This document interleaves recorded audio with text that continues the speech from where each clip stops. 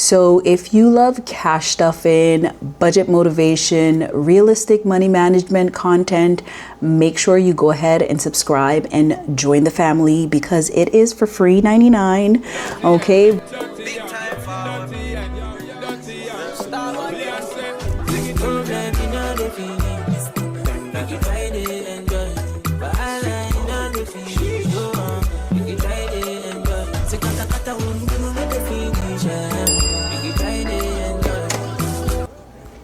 Hey friends, hey, welcome back to the channel. If you are new here, my name is Simone, your new favorite cash stuffer. If you're not new, you know it. It is just your favorite cash stuffer. Today, we are going to be setting up my budget for the month of May. We're going to be going over my income, my variable expenses, saving challenges that I'll be doing, tapping into some sinking funds, and setting some goals to pay off my debt for the month. Before I start budgeting, I always like to talk about my goals for the month. I am not going to discuss my personal health and wellness as well as business. Those I'll kind of keep private, and then after they've come to pass somewhere down the line, I'll go ahead and share those with you. Let's just stick to the finances of things. So for this month, I do want to stay consistent with my cash stuffing. Next, I want to go ahead and reduce any unnecessary spending that I might think of doing. I'm going to put extra money towards debt. I for sure want to grow my sinking funds for this month. For a little motivation, I want to stay disciplined and intentional with every dollar. As you can see, the monthly spread is already done. So all I need to do is just go ahead and check off all of my keys. I did my calendar date. I put all of my paydays. I have 2 for this month. Last month was super exciting. It was a magic month. I got 3 pays instead of 2. So that's kind of nice. I put all of my revolving bills down, all of my debts and events that cost. I will plug those in. June is going to be very, very busy. Very busy. It is wrapping up of the school year, so lots of things are going on. All right, let's jump right into the budget. Now let's go ahead and write down my income. That includes my 2 payrolls, any other side hustle money, and then rollover funds. So I'm not going to break things down too much into details, but I am going to budget for $7,500 for this month. Okay, so next are my fixed expenses, and that includes things such as rent. I will not put rent down for this month. Netflix is still the same. It is $27.11, and then Canva is $16.99. Shopify, I'm just going to round it out and budget $70. Bank fees, I will say $5. My first Apple bill is, what is it, $450 more or less. My car insurance is going to be $172.62. I'm not going to round it off. I'm just going to leave it at that. I will have a new tenant insurance, and that is going to be $38.28. My other Apple Pay will be $149. Internet will be, I'll say $41. Life insurance is going to be $136. My electric, it's gonna be new. I'll say, you know what? I'll budget $100 for my electric. My Amazon Prime will be $11.29. My phone, I will say $260. My retirement or my RRSP, this is my automatic retirement. I'm going to say $20, and then move-in expenses, $600. It's total $7. I already did a deposit, so the balance is going to be $600 more or less. Hopefully I don't go over the move-in time, and that could stay capped at the $700. All right, that is all done. I am going to add all of that up and see where we stand.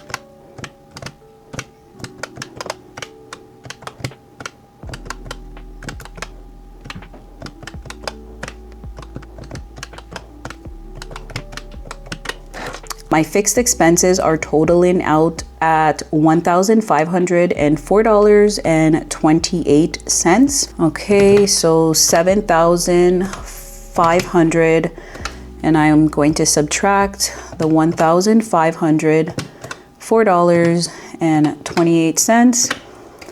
So now I have $5,995.72 to work with. Next up is my variable expenses, which can change from month to month depending on things that I have going on in the background. My variables are groceries, gas, household spending, and children. For this month, I'm going to budget $800. All right, gas is going to be $180, household $100, spending $100, and then for children, because this month is a super busy month, I want to say $300. Let's do $400. It's better to plan for more and then have a little bit left over than plan for less and then you're just kind of scrambling. When it comes to my variables, I'm trying to be more mindful with my spending this month, especially with eating out and impulse purchases. That's where I kind of drop the ball more or less. So let's total out what we have going on for variables.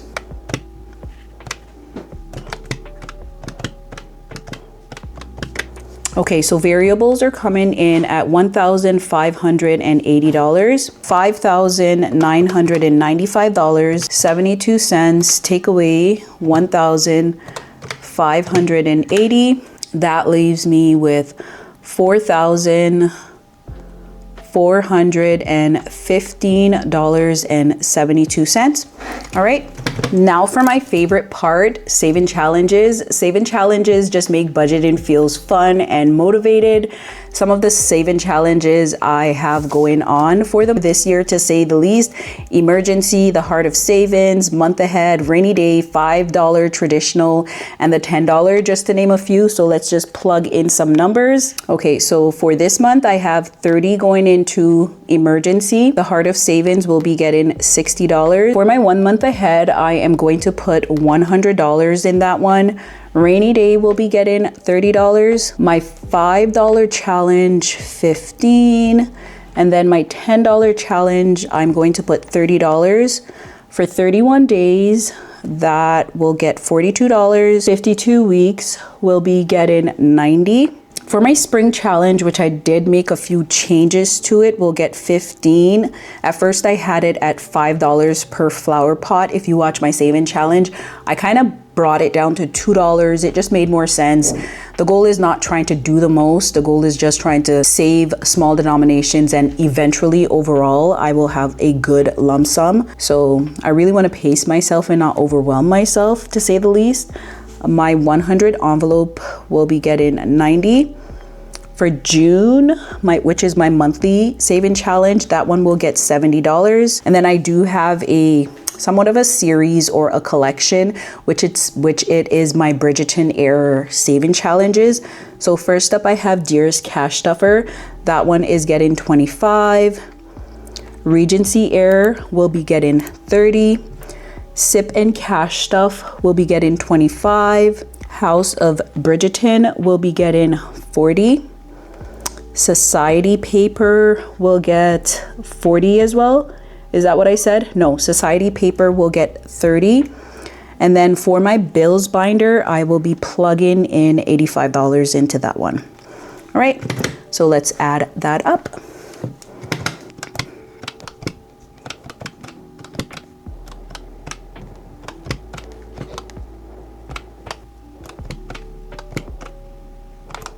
I have $807 going towards my savings and investment. Okay, so $4,415.72. Take away $807. So that leaves me with $3,608.72 to work with. So these are all my sinking funds category for future expenses so that I don't have to panic later.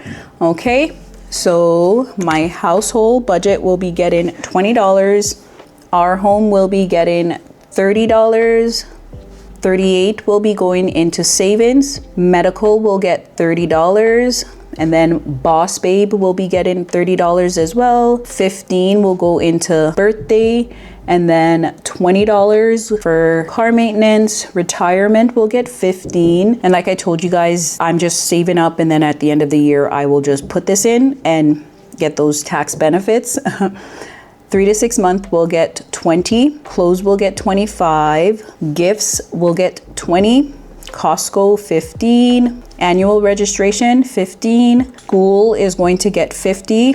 I really want to wrap that challenge up and then start another one because back to school is September. I know it seems like there's a lot of time, but by the time you blink your eyes, it's back to school all over again. So it's better to be prepared, okay? Special event will be getting $20. My wish list, which I have a huge wish list on Amazon and I need to start getting some stuff off of there. Wish list is going to be getting $25. Vacation is getting 15. Uncle Sam is going to get 20. Investment is getting 10. Did I say 10? Yeah, investment is getting 10. Miscellaneous is getting 18. And shopping is going to be getting 20. Date night is going to get 25. Glasses is getting 10. Nails is 10. Hair 10. And then beauty 10. And I think I'm forgetting something. I do have like a little spring challenge. Just plug it in down here. And I do plan to put $20 in that one. That's like a second. I'm doing 2 spring challenge actually. When I'm done that one, I'll just tap it up with the other one in my save and challenge binder. All right, let's go ahead and just calculate all of this up.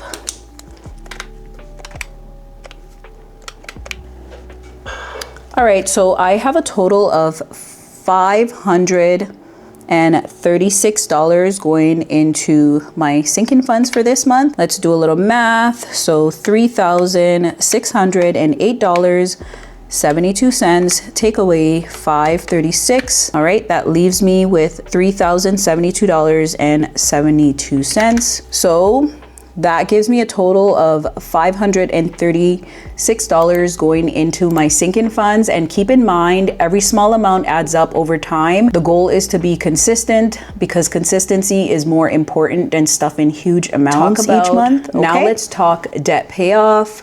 For my MasterCard, I am budgeting $150, my NBNA $100, my Visa, I want to do 3, student loan is $30, no rush, and then Affirm is $142. My overall goal for my debt is to just make consistent progress instead of stressing out about perfection. You have to keep in mind that debt freedom takes time, but every payment that you make will also get you closer to financial peace. All right. That is my little mantra to myself. And I find that it is just helping me pay the debt a little bit more without being overwhelmed because I can't do it all at once. I wish I could, but that is not feasible. So yeah, it's a no stress zone for me over here. All right, let's go ahead and add that up. So I have 150 plus 100 plus 300 plus 30 plus 142, and that gives me $722 going into debt. Okay, so $3,072.72, take away 722, that gives me $2,350.72, and I am going to go ahead and fill in my summary. All right, so just a quick recap for this month. I am budgeting $7,500. Fixed expenses are coming in at $1,504.28. Variables $1,580. Savings and investments are coming in at $807. My sinking funds will get $536, and my debt $722, leaving me with a balance of $2,350.72 to work with. Yes, I am doing a zero-based budget. There is a plan for this fund just in case I have any miscellaneous or spontaneous expenses that comes up. Okay, so now that I'm all done with that, let's just quickly go ahead and cash stuff my wallet so we have everything set and ready to go. Okay, so here I have my oldie but goodie Kate Spade. I really want to get another one, but this is not broken, so I'm not mad at it. Let us just jump right into the wallet. Because I do get paid bi-weekly, I will stuff $400 for the first 2 weeks. Gas will get $90. $50 will go into household. Spending will get $50, and then children will get $150. All right. So let's jump right in and do that. All right. So $400 for groceries. I have 20, 40, 60, 80, 1, 20, 40, 60, 80, 2, 20, 40, 60, 80, 3. And then I will grab $100 bill, and that is $400. Next up is gas, and gas will get $90. So 50, 2 20s, that is 90 going into my gas funds. Next up is household, and household will get $50. So I have 2 20s and a 10, that is 50.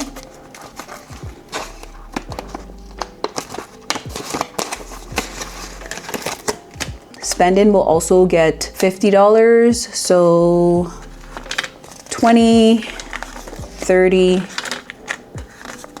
40, and 50.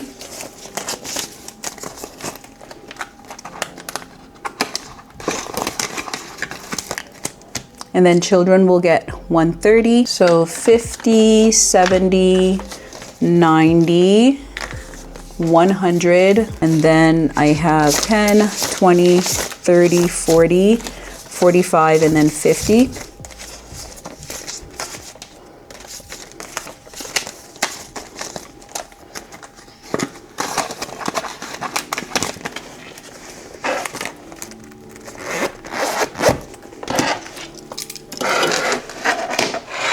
So that is my full budget setup and cash stuffing for the month. Comment down below and let me know one of your financial goal that you are working for in May. Thank you guys so much for watching, and I'll see you in the next budgeting video. Bye, friends.